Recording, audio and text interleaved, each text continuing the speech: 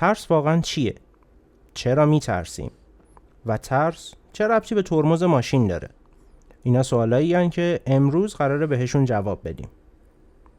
سلام، من سینا هستم و اینجا دومین قسمت از اولین فصل لولو.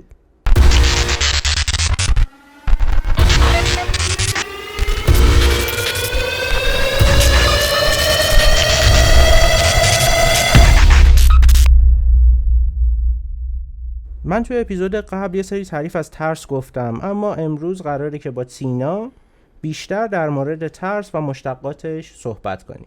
سلام. سلام سینا. خوبی؟ خوبم، مرسی. چه خبر؟ سلامتی. چیکارا میکنی؟ در حال نترسیدن از زندگی. آفرین، چقدر خوب.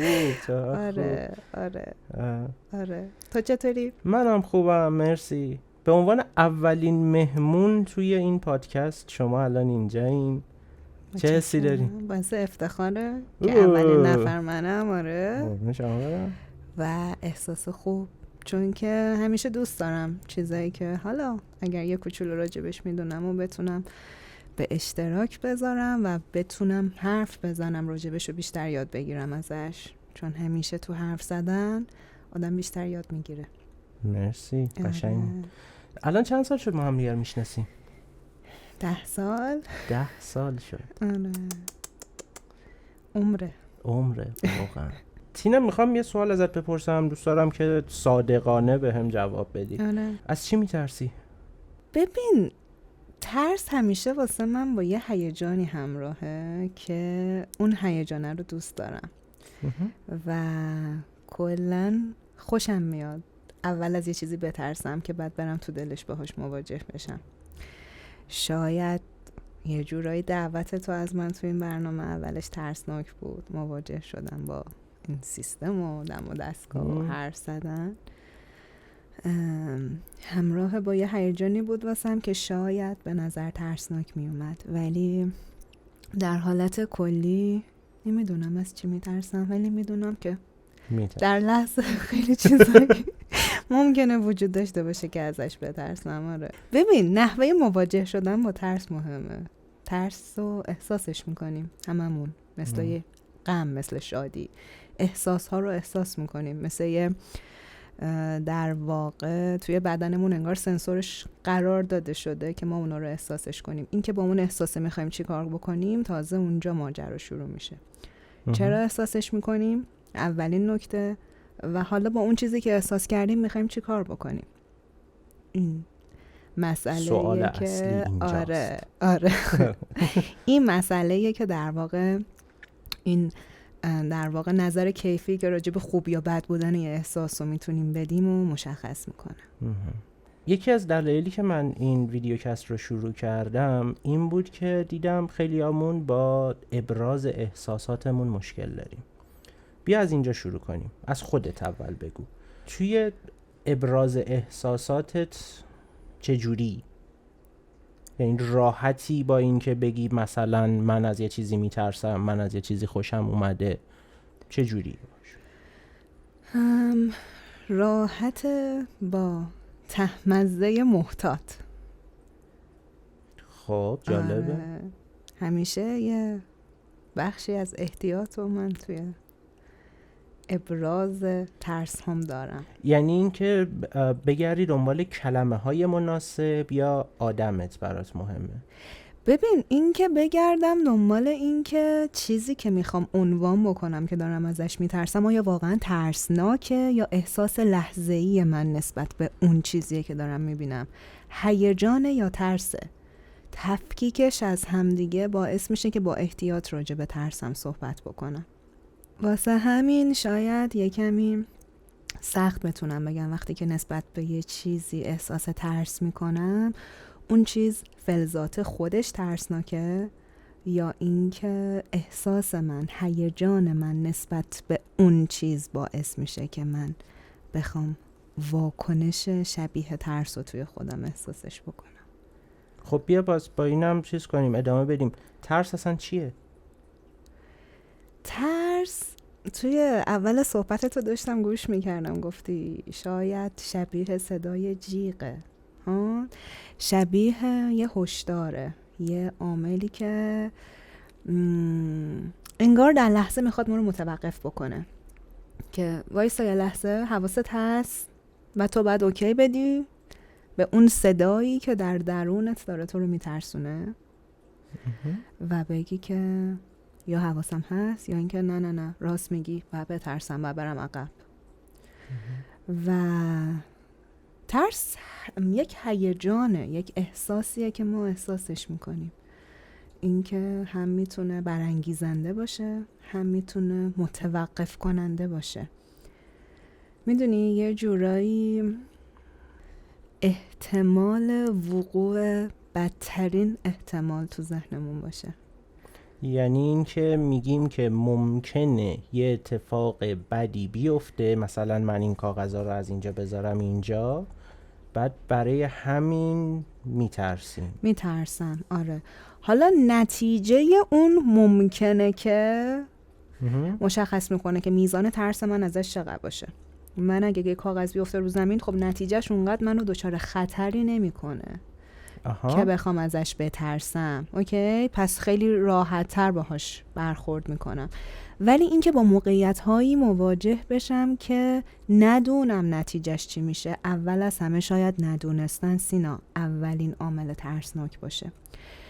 و شاید اصلاح کنم حرفمو، دومین حالتی که ما ترس رو احساس میکنیم دادن بدترین احتمال باشه. شاید اولیشو به اون ندونستنه بدیم جایگاه مناسب تری باشه. اینکه تو ندونی نتیجه چی میشه و بترسی، اون حالت دومه، نکنه اون بدترین اتفاق بیفته. شاید چون وقتی یه چیزی رو بدونی، خب نتیجه رو پیش بینی میکنی و بعد مطابق با اون رفتارتو تنظیم میکنی. اما وقتی ندونی، کار یه کمی سخت‌تر میشه. یعنی میشه مثلا بعضی وقتا با دادن یک سری اطلاعات به اون کسی که قراره یک کاری رو انجام بده از ترسش جلوگیری کرد یا کمش کردیم؟ آگاهی دادن نسبت به نتایجی که ما ازش بی اطلاعیم میتونه تا حد زیادی ترس رو کم بکنه. آره. چون ترس از نتیجه خیلی وقتا ما رو متوقف میکنه از اینکه بخوایم شروع بکنیم یه کاریو. واسه همین وقتی که نسبت به نتایج احتمالی، چون 100% که نمیتونیم راجع به نتیجه حرف بزنیم، نتایج احتمالی یک رویداد یا یک رخداد یا یک کنش میتونه ما رو آگاه بکنه، یک کمی ترس رو کمتر بکنه. آره. بیشتر کیا میترسیم به نظرت؟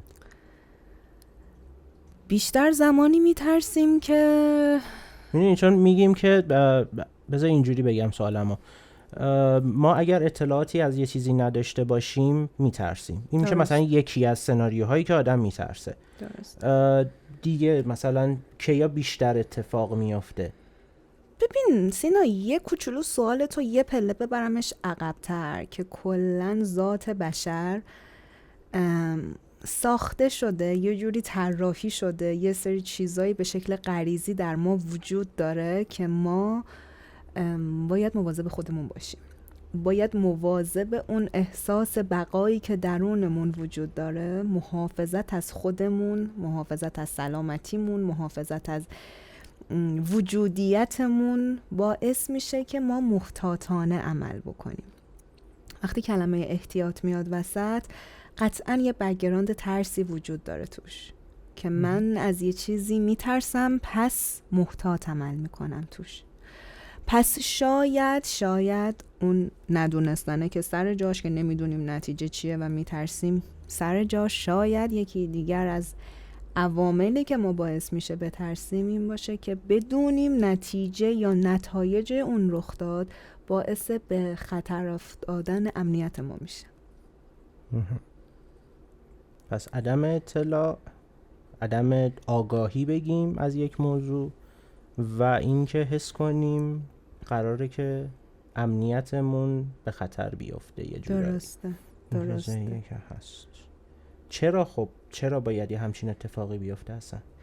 به خاطر اینکه ژن‌های ما جوری طراحی شدن که ما رو به سمت بقا نزدیک بکنن. مایی که الان اینجا نشستیم کنار همدیگه داریم با همدیگه صحبت میکنیم، نتیجه مراقبت ژن‌های گذشتگانمونیم. مواظب خودشون بودن، خودشونو به خطرهایی ننداختن که باعث شدن تولید بشن، تکثیر بشن که ما به وجود بیایم. ما نتیجه احتیاطیم. میدونی چی میگم؟ چون که خطر اولین آیتمی که داره، گفتم شبیه صدای جیغه، شبیه یه هشداره، مثل یه مادری که وقتی بچه نزدیک پشت بوم میشه میگیرتش، میگه نیفتی، جیغ میزنه، داد میزنه، یه هشداره که میکشتش عقب که نکنه این اتفاق بیفته، نگهش میداره. خب حالا این فیزیکاله. خیلی وقتها ما وقتی از مرحله فیزیکال بیایم بالاتر، یعنی وقتی از مرحله مراقبت فیزیکی از خودمون بیایم بالاتر، میریم روی مرحله مراقبت از چیزهایی که درونمون وجود داره، احساسهایی که درونمون وجود داره، مثل عزت نفسمون، هویتی که ما خودمونو به واسطش میشناسیم. من تو جمع حرف نمیزنم چون میترسم یه حرفی بزنم، یه توپقی بزنم وسط حرفام که دیگران منو مسخره بکنن و بعد من به واسطه خنده دیگران نسبت به خودم احساس سرخوردگی بکنم، احساس بکنم دیگه تعریفی از خودم ندارم که واسه خودم یا به جامعه‌ام ارائه بدم. پس میترسم. پس وقتی از مرحله ترس فیزیکال عبور میکنیم، یا حالا نگیم عبور میکنیم، در کنار ترسمون داریم یه ترس دیگه وجود داره این وسط که از هویتمون میخوایم محافظت بکنیم و به واسطه اون خب خیلی وقتا ریسک نمیکنیم. چرا؟ چون میترسیم که ضایع. آره میترسیم که برنده نشیم، پیروز نشیم، ریسک نمیکنیم. جایی که احتمال برد ندیم ریسک نمیکنیم. کلن ترس رو بخوام خلاصه بگم، مراقبت از ذهنیتمون نسبت به وقایع. یه بگو. مراقبت نمیتونم خودش میاد یادداشت کنید. آره. مراقبت از احساسمون نسبت به وقوع وقایع. اوکی. زیرنویس میکنیم حالا بعدن که بدونیم. فکر کنم جمله اولی ما اول زیرنویس کنیم، اون بهتر بود. میدونیم تو یه ادراکی داری از هر اتفاقی که ممکنه بیفته. درک توه. حالا درک تو بر اساس تجربیاتت ساخته شده، بر اساس چیزهایی که دیدی از آدمهای مختلف، از اتفاقهای مختلف، چیزهایی که خوندی، چیزهایی که درک کردی، یا احتمالهایی که میدی نمیخوای این اتفاق واسه خودت بیفته و شروع میکنی میترسی، فاصله میگیری ازش که نکنه من تو فلان موقعیت قرار بگیرم. یعنی یه جورایی تو داری از ذهنیت خودت دفاع میکنی که میدونی بعضی وقتا همین چیزا یه سری اتفاقایی میافته که آدم میگه که خب اوکی، مثلا فلانی رفتش این کار رو انجام داد، عین همین مراحل رو رفت جلو ولی هیچی نشد. فلانی رفت کرد، اون یکی رفت کرد، اون یکی، هیچ اتفاقی براش نیفتاد، ولی باز من دارم میترسم. یعنی میدونی من مثالی که اپیزود قبل زدم این بود که آقا من از سوسک میترسم. سوسک چیز عجیبی نیست، این همه هست، این ور اون ور فلان اینا، حتی شاید همین الان این زیر میره باشه، کاری نداریم. من از سوسک نمیترسم. خب دمت گرم، خیلی خوبه، قوت قلبیه برام. اگه دیدیم اینجا من میکشمش. میدونی این چیز عجیب غریبی نیست، ولی باز من میترسم. من به تمام جوانب این سوسک آگاهم، ازش اطلاعات دارم و میبینم که هیچ کاری رو با هیچ کسی انجام نمیده. یعنی همون چیزی که از قدیم گفتن، اون بیشتر از من میترسه تا من از اون، ولی بازم من میترسم ازش. میدونیم سوسک یه مثال دم دستی چیزیه، ولی میخوام اینو بگی که چرا یه همچین اتفاقی ممکنه بیفته. نکته خوبی رو گفتی. توی صحبتام بهش اشاره کردم، میخوام از حرفای خودم استفاده کنم که جوابتو کامل بدم. ما خیلی وقتا ترس رو یاد میگیریم که از یه سری چیزا بترسیم. چرا؟ اول حرفام، حالا یا وسط حرفام، راجع به بقا صحبت کردم. گفتم تمام فعالیت هایی که ما انجام میدیم، حتی شاید باورت نشه سینا، انتخاب هایی هم که ما انجام میدیم، بر اساس بالا بردن شانس بقامونه. کتاب انسان خردمند رو بخونیم. کتاب عجیب و جالبیه. بعد از اینکه این کتابو میخونی کلا نگاهت به همه چیز عوض میشه، اصلا ذهنت یه ذهن متفاوتی میشه. ما انتخاب هایی که میکنیم صرفاً بر اساس، حالا صرفاً خیلی کلمه سنگینیه ولی اکثراً شاید بتونیم بگیم بر اساس بالا بردن شانس بقاه. خب تو یه وقتایی ترس رو یاد میگیری. چرا؟ چون برای مثال وقتی که بچه بودی، وقتی که کودک بودی، تو هیچ حسی نسبت به سوسک نداشتی تا اولین مواجهه یک آدم رو با سوسک دیدی اون آدم شروع میکنه جیغ و داد و فریاد زدن نسبت به اون حشره، اون موجود یا حالا اون چیزی که داره ازش میترسه و تو سریع توی سنین کودکی یادگیری 100% تو همه چیزو داری یاد میگیری. چرا؟ چون میخوایی که زنده بمونی، میخوایی که بقا رو داشته باشی. پس شروع میکنی شبیه یک دوربین، شبیه یک ضبط صوت همه چیزو ضبطش میکنی. خب احتمالاً تو یه چیزهایی دیدی، یک سری واکنش‌هایی دیدی که اون سوسکه واسه تو ترسناک به نظر میاد. الان میشینی با منطق خودت 2 تا 4 تا میکنی که اوکی سوسک چرا باید ترسناک باشه، اصلا ترسناک نیستش. ولی تو یاد گرفتی که بترسی. حالا اون یاد گرفتنه چرا انقدر باید واسه تو ارزشمند باشه؟ به خاطر اینکه تو ذهن اینا همه ناخودآگاه، این کنش واکنشایی که دارم میگم ناخودآگاه انجام میشه تو ذهنت. تو میگی فلان آدمی که تا الان به این سن رسیده و از خودش محافظت کرده و الان زنده است از سوسک ترسیده، پس احتمالاً منم اگر بخوام شانس بقامو ببرم بالا باید از سوسک بترسم، یه خطره واسه من. پس منم شروع میکنم ازش ترسیدن. منطقشو نمیخوام الان بهش فکر کنم، من هم شروع میکنم ازش میترسم چون احتمالاً شانس بقای منو افزایش میده. پس ترسم یه وقتایی ما یاد میگیریم که بترسیم قبل از اینکه ذهن رو درگیر آنالیز بکنیم که حالا واقعاً این چیزی که دارم ازش میترسم ترسناک هست یا نه. یعنی اگر به عنوان مثلا والدین یک بچه حتی شده به صورت مصنوعی یک سری ترس ها رو جلوی اون بچه از خودمون بروز ندیم، احتمال این که اون بچه دچار این ترس ها نشه هست. ولی یه ولی داره. خیلی باید بلد باشی که چجوری اکت بکنی اگه واقعا خودت از یه چیزی میترسی، چجوری اکت بکنی که واقعا بچه نترسه از اون چیز. یه مثال خیلی ساده، حالا سوسک شاید به خاطر اون فضای چندشی که داره، حالا یه سریا میترسن، یه سریا خب خوششون نمیاد ازش، از دیدنش یا حالا در واقع لمس کردنش. یه مثال خیلی ساده، بچه هایی که از بچگی با سگ و گربه و حالا حیوانات خونگی بزرگ شدن، میبینی ارتباطشون چقدر خوبه. خب به خاطر اینکه ارتباط اون پدر مادر توی اون خونه با اون پت یا اون حیوان خونگی خیلی خوب بوده. ولی خب ما یه سری آدما رو میبینیم که مثلا گربه میبینه از بغلش رد میشه شروع میکنه جیغ زدن و واقعا هست، یعنی من اینو دیدم، یعنی جوری شروع میکنه به ترسیدن از اون حالا سگ یا گربه که تو واقعا فکر میکنی یه خطری قراره تهدیدش بکنه. چرا؟ به خاطر اینکه خب این دقیقاً دیده که باید از اینا ترسید، باید ازشون فاصله گرفت. میدونی؟ یعنی این مثال یه مثال خیلی ساده‌ایه که در واقع حرفی که تو زدی رو تصدیقش میکنه که اگر از اول خیلی نرمال تر با یه سری چیزا رفتار بکنیم خب مسلما نتیجه شبیه ترس برامون نخواهد داشت.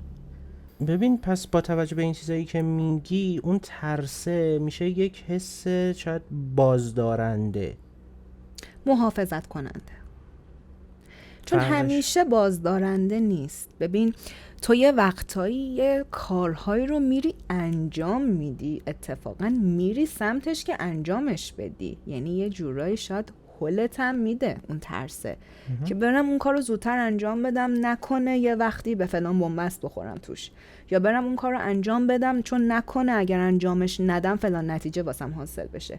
پس همیشه بازدارنده نیست، محافظتمون میکنه از گرفتن نتایجی که برامون نامطلوبه.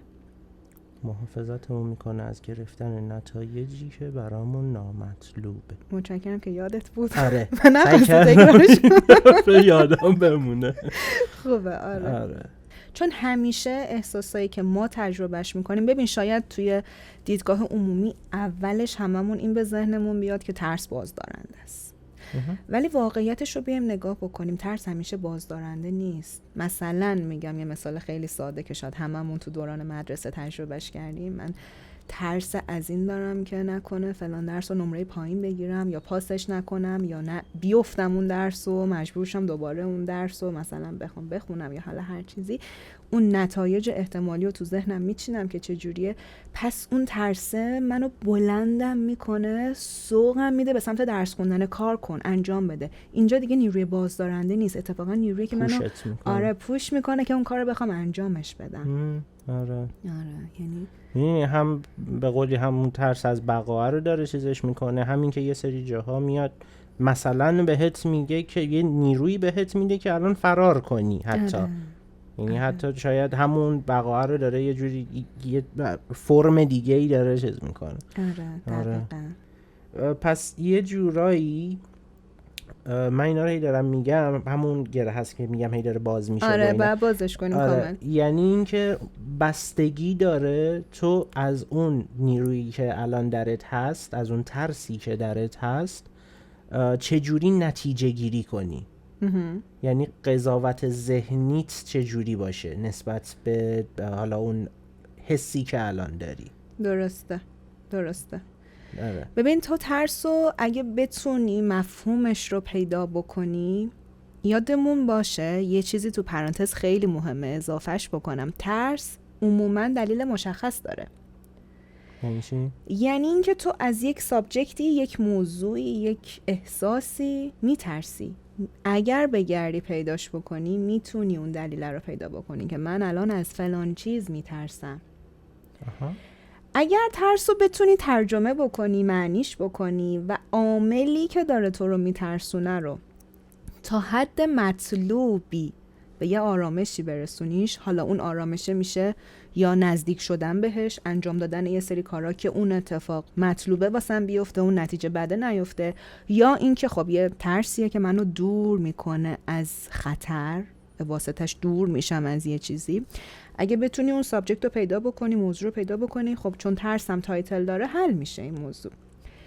ولی ما وارد یه پروسه میشیم، وارد یه موضوعی میشیم که انقدر ترس بک‌گراند وجود من میشه که کم کم کم کم دیگه سابجکت ترس رو گم میکنم. انگار شخصیتم تبدیل میشه به یه شخصیتی که کلن داره از همه چیز میترسه، دیگه دلیل مشخصی واسه ترسش پیدا نمیکنه.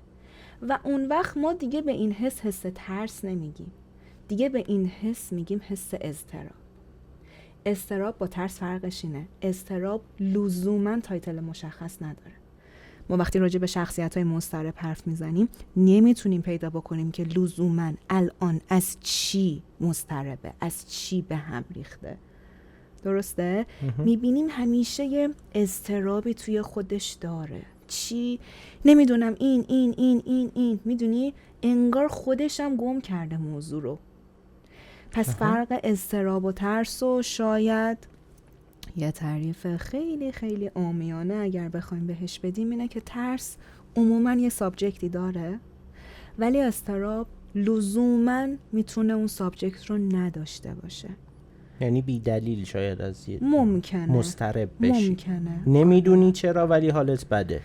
و میدونی توی قضاوت ذهنی من ترس هایی که بلا تکلیف رها شدن و نرفتیم سراغشون، وقتی که زیاد میشه تعدادشون تبدیل میشه به اون اضطرابه. انگار تو بک‌گراند تو این کورتیزول همیشه در حال ترشح تو بدن تو و همیشه اون احساس ترس با توه و انگار که تبدیل به یه اضطرابی میشه تا همیشه. من همیشه یه مثالی میزنم، میگم ترس مثل اون آلارمی میمونه که تو صبح باهاش بیدار میشی. خب تو یه آلارمی رو تنظیم میکنی، مثلا 6 صبح بیدار میشی، 3 تا میذاری، 6 میذاری، 6 و 5 دقیقه دیگه، 6 و 12 دقیقه دیگه آخریشه باید بلند شی. میذاری و اوکی، آلارمو که خاموش میکنم یعنی دیگه من بیدار شدم. به اون آلارمه اون اوکی رو میدی که من شنیدم صدا تو، فهمیدم، الان پا شدم. دیگه آلارمه در طول روز واسه تو هی صداش تکرار نمیشه. درسته؟ چون اون چیزی که تو میخواست به تو بگه انجام داد کارشو. اون کاری که میخواست انجام بشه رو انجامش داد واسه تو. ولی حالا تصور کن ما نفهمیم موضوع اون ترسه چیه، نفهمیم پوینت اون آلارمی که هی داره تکرار میشه تو سر من، تو وجود من چیه. در طول روز گوشی تو همش روی اون بی بی بی بی بی بی بی بی به آلارمت باشه و تو اصلا نفهمی من که الان بیدارم، اوکی پوینتش چیه، چرا انقدر این داره این میشه اون استرابه، یعنی تبدیل میشی به اون شخصیت مضطرب. چون وقتی سابجکت ترس تو پیدا بکنی خیلی خوب میفهمیش.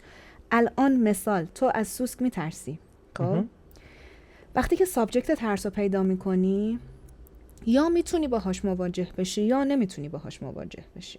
این که بخوای باهاش مواجه بشی، اوایل حرفمون گفتیم از نتایج مواجه شدنت وقتی آگاه بشی، بدونی خطری تهدیدت نمیکنه، حتی اگه این ترس هم یاد گرفته باشی، کم کم کم کم باهاش مواجه میشی، کم کم کم کم قبولش میکنی که نه اوکیه. ما اصلا یکی از راهکارهایی که برای مواجه شدن با ترسامون داریم مواجه سازی منظمه با اون آیتمی که داریم ازش میترسیم، که ببینی نه نتیجه اونی نمیشه که تو همیشه راجبش فکر میکنی. وقتی سابجکت ترس پیدا میشه، حالا یا یاد میگیری راهکاراشو، باهاش مواجه میشی، کم کم میبینی که با اون نتیجه احتمالی خیلی فاصله داشتی، یا اینکه ترجیح میدی کلا باهاش مواجه نشی و میذاریش کنار، ازش دور میشی، فاصله میگیری. حالا این خودش بحث عظیمه که ما کی مواجه بشیم، کی مواجه نشیم، چطور مواجه بشیم، اصلا آیا لازمه مواجه بشیم. راجع به اینا میخوام صحبت کنیم حالا. خب بالاخره تایتل ترس رو پیدا کردی، ولی وقتی پیداش نکنی، یک شخصیت ترسو از چی میترسی؟ دیگه نمیدونه از چی میترسه.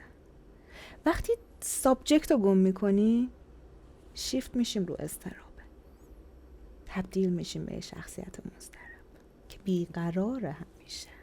و اینجاست که الان میتونم یه جور دیگه جواب اون سوالتو بدم که ما میبینیم آدم‌های مختلف با شرایط مختلف مواجه میشن و ای وای چرا هیچ اتفاقی واسه اونا نمیفته، ولی چرا من وقتی میخوام با اون شرایط مواجه بشم همش میترسم نکنه فلان اتفاق بیفته، نکنه فلان چیز بشه. به خاطر اینکه تو وقتی که مواجه نمیشی با یک شرایط و یک پوزیشن، به خاطر اینه که یک ترس نداری، یک سابجکت واسه ترست نداری، ترس‌های مختلف بی‌نام و نشون توی وجودت قرار داره که تو رو تبدیل کرده به اون شخصیتی که دیگه ترسو شده. وقتی راجع به یک موضوع خاص بترسی، میری راجع به نتایج احتمالیش تحقیق میکنی. از بهترین حالت تا بدترین حالتش رو روی یک طیف بررسی میکنی و خب میسنجی، میبینی آیا قابلیت ریسک کردن داره این اتفاق یا نه. تصمیم میگیری حالا یا انجامش بدی یا انجامش ندی. دیگه واسط مهم نیست که حالا فلانی انجام داد نتیجه گرفت، من اگه انجام بدم نتیجه میگیرم یا نه. بررسی میکنی، قدرت خودتو توی اون طیف میسنجی که حالا اوکی من تو طیف نزدیک به بهترین احتمالم با پتانسیل هایی که دارم یا نزدیک به بدترین احتمالم. تصمیم میگیری یا میری سمتش یا میذاریش کنار. تکلیف ترس رو مشخص میکنی تو وجودت. ولی وقتی بلا تکلیف میمونه اون ترسه، میشه یک سری ترس های بی‌هویت و بی‌نام و نشون که از همه چیز توی تو قرار گرفته و شانس خودتو هی کمتر و کمتر میکنی واسه مواجه شدن با اتفاقهای مختلف. بیا یکم حالا راجع به چیزا صحبت کنیم. مواجهه شدن با این ترس ها. مواجهه آره. خودتو مسخره کن. آدم که موجود رو مسخره نمیکنه. نه جالب بود مسخره کردن. ارزم به این اصلا تو این نیست ولی خب حالا آره پیش میاد اصلا بحثای روانشناسی، واسه همین روانشناسا یه تایمر دارن بغلشون. به اینجا رسید شما دیگه که آقا استافش کن وگرنه بری تا صبح ادامه میدی. آره ببین این مواجه شدنه چجوریه؟ خیلی وقتا مثلا دارم میگم برای خود من اینو دیدم. مثلا طرف فوبیای حیوان داره، فوبیای پت‌های مختلفو داره. درسته. بعد یکی میاد میگه که بیا این گربه رو بغل کن. آره. درست میشه. آره. یواش یواش درست میشه. یا نه خیلی بدتر و اگزاجره میاد یه دونه گربه یه دفعه میندازه تو بغلش. یا مثلا رفتی استخر، طرف فوبیای آب داره، حالا به هر دلیلی با یه بدبختی فلان و اینا پا شده رفته استخر، هلش میده توی پرعمق. میدونی مواجهه باید چه جوری باشه؟ این که یهویی باید این کار رو بکنه، یا مثلا برای یک سری چیزها مشکلی نداره، برای یک سری چیزها خوبه، باید چه جوری باشه؟ ببین، مواجهه خب باید خیلی با احتیاط انجام بشه. چرا؟ چون ذهن تو وقتی شروع میکنه از ترسیدن یه چیزی، توی ذهنش اون چیزو خیلی خطرناک میکنه. اوکی؟ وقتی تو ذهن تو مواجه شدن با یه شرایطی، با یه حیوانی، با یه موقعیتی، با اون استخر خطرناک بشه، بدن تو، مغز تو، ذهن تو، وجود تو باور میکنه که اون چیز خطرناکه. و وقتی که من یه دفعه‌ای بخوام تو رو مستقیم بفرستم تو دل اون خطره، وقتی آمادگی های قبلی توی تو ایجاد نکرده باشم، یه دفعه تو ممکنه سکته کنی. واقعا به معنی واقعی ممکنه، چون بدن تو، میگم تمام وجود تو قبول کرده که اون چیز خطرناکه. آره. خب میدونی که همه چیز توی مغز ما و تو باور ما اتفاق میفته. وقتی ما باور میکنیم یه چیزی خطرناکه، مثال من با پلاسیبو میبرم جلو، دارونماها. وقتی تو باور میکنی این قرص قراره به تو کمک بکنه که حالت بهتر شه، حتی اگه تو این قرص من تو کپسول تو آردم پر کرده باشم، تو تحقیقات نشون داده شده که اونقدر تفاوت چشمگیری وجود نداره با کسی که آرد خورده با کسی که واقعا یه داروی مؤثری واسه اون بیماری خورده. هر جفتشون به یه میزان خوبی نتیجه میگیرن، چون تو باور میکنی این کپسول من قراره بهت کمک بکنه. پس بر اساس باور تو ساخته میشه. حالا اگه باور تو اینه که فلان چیز برای تو خطرناکه، من اگه یه دفعه تو رو تو سمت اون خطر هلت بدم چی میشه؟ اگه واقعا اینجا میدونی چی میاد وسط؟ نوع باور تو به اون خطره. اگه مثلا خوشت نیاد فقط مثلا واسه اون سوسکه، تو نمی ترسی از سوسکه ممکنه بیاد بخورتت. درسته؟ اینطوری که نه، حالا میدونم هیچیم نمیشه، میدونم اوکیه، میدونم اینا رو خطر جانی نداره. خطر جان سکته نمی کنم، ولی خب حال نمی کنم اگه ببینمش. اوکی؟ واسه اینجور باورا مواجهه سازی خوبه، چون مواجهه میکنن باهات، مثلا مواجه میشه با اون شاید مثلا میبینی اوکیه چیزی نشد. ولی آدمی که باور داره، ترس از خفگی داره، اگر برم تو آب من خفه میشم، میمیرم. بره تو آب یه دفعه بندازیش تو آب، حتی مثلا تو کم عمقه، پاش به زمین میرسه، سرش بالاتر از در واقع سطح آبه، خفه میشه، چون باورش اینه که من خفه میشم تو آب. من اصلا آب به بدنم بخوره، بدنم شروع میکنه به جمع شدن، ساخته تو ذهنش. متوجهی؟ پس کی میشه کی نمیشه کاملا بستگی به باور اون آدم نسبت به اون اتفاق داره. به اندازه اون ترسه، به اندازه ترسه، به اندازه‌ای که فکر میکنه اون ترسه میتونه واسهش خطر ایجاد بکنه. واسه همین مثلا شما شنیدی میگن که چه میدونم خدای نکرده یه تصادفی یه چیزی میبینی، دست به اون مصدوم نزن، شاید چه میدونم اون شکستگیش بدتر بشه با همه اینا. اینورم با اجازه بذارین ما به شما یه چیزی بگیم.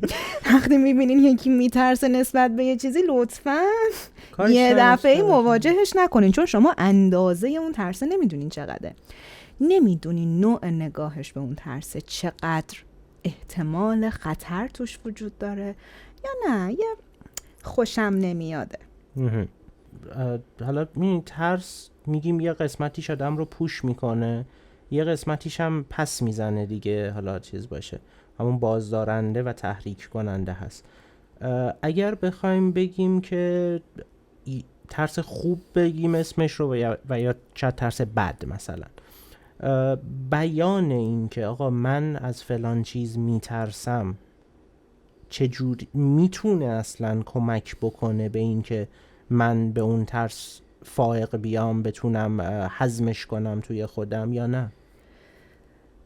ببین کلن پذیرش یه موضوع اولین مرحله واسه مواجه شدن با اون موضوع.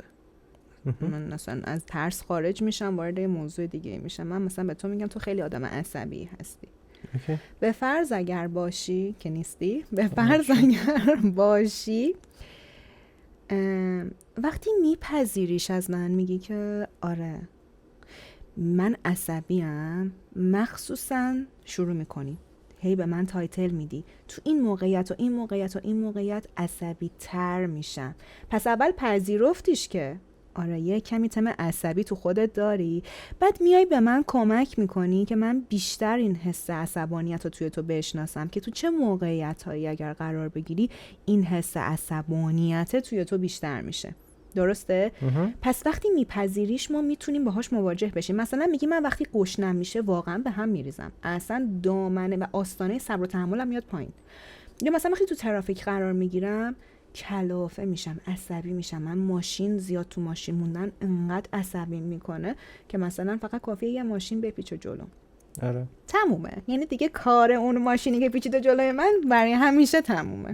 درسته؟ آره. خب تو به من اینا رو اول پذیرفتیش که پس آره من دارم اون عصبانیت رو، بعد میای کمکم میکنی، کمک خودت میکنی که پیدا کنیم خب تو چه موقعیتایی تو همیشه که عصبی نیستی، چه موقعیتایی این درون تو این عصبانیت بیشتر میشه.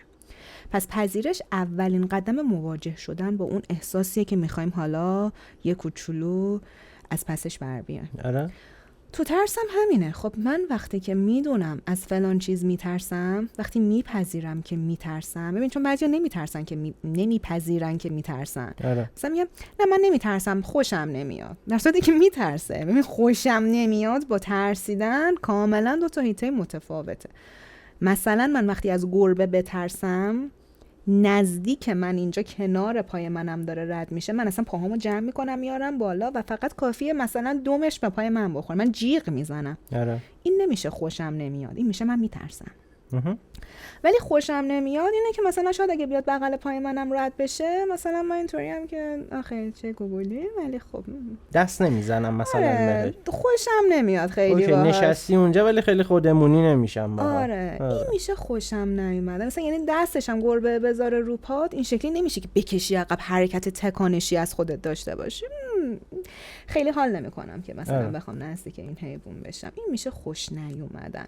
و تا وقتی که تو ترستو نپذیری، خب مسلماً نمیتونی باهاش مواجه بشی و از پسش بر بیای. آدمی که از یه چیزی خوشش نمیاد، خب دلیل نداره خوشش بیاد، خوشش نمیاد.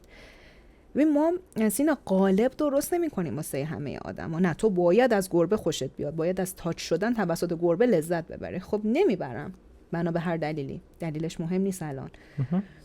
ولی کسی که میترسه ازش یعنی چی؟ یعنی یه تفکر اشتباهی نسبت به اون ترس توی ذهنش شکل گرفته. راجع به ترسایی دارم حرف بزنم که خطرناک نیستن.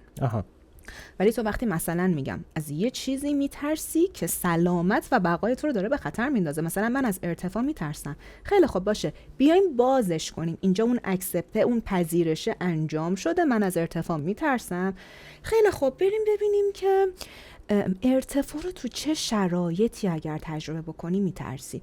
من اگه لبه باریک پشت بوم شروع کنم به راه رفتن، برام خیلی ترسناکه، میترسم. خب اوکی، طبیعیه، چون احتمال ایجاد خطر توی اون حالت واسه من خیلی زیاده. تو اصلا لازم نیست با این حالت هیچ وقت مواجه بشی، چرا باید لبه پشت بوم راه بری؟